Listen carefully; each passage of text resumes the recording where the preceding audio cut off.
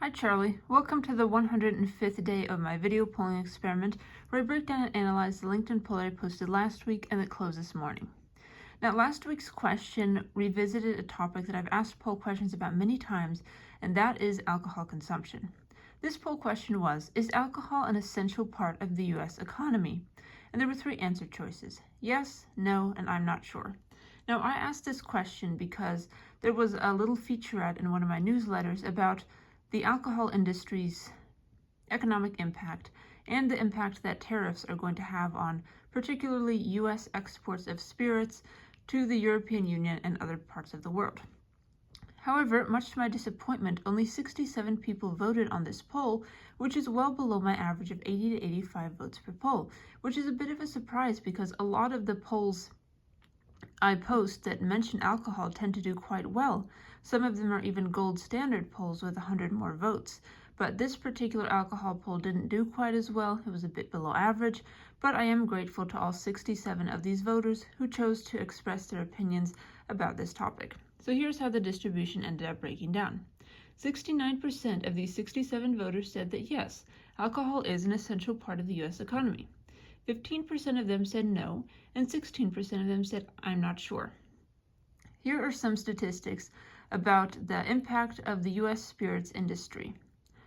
U.S. spirits exports reached a record $2.4 billion in 2024.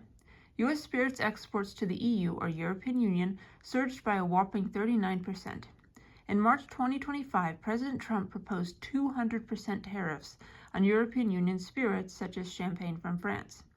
50% of U.S. spirits were exported to the EU, the largest export market for this product. Exports of U.S. spirits to the rest of the world, however, declined by 10%.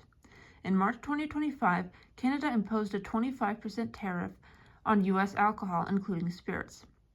Here are the top 5 states for exporting U.S. spirits.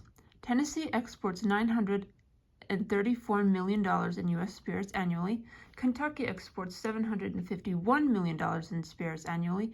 Texas exports $354 million in spirits annually. Florida exports $334 million in spirits annually. And Indiana rounds out the top 5 by exporting $142 million in spirits every year.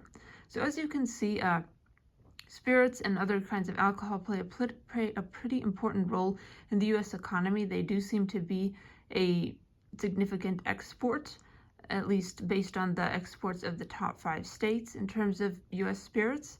And it looks like this industry will be pretty heavily impacted by the tariffs proposed by the current administration, as well as other economic factors.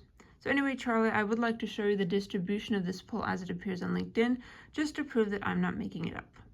Here is the poll as it appears on LinkedIn. As you can see, it got 67 votes, a bit below my average, and the most overwhelmingly popular answer choice was yes, alcohol is an essential part of the U.S. economy, garnering 69% of the votes. This might have been referring to, in the mind of my voters, how alcohol consumption is an essential part of the U.S. economy, like buying alcohol at a liquor store, but I wanted to focus more on the actual industry of producing that alcohol and exporting it to various locations inside and outside of the United States.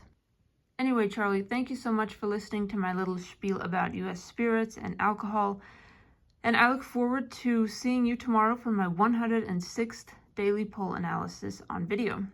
Thank you for listening and have a wonderful day.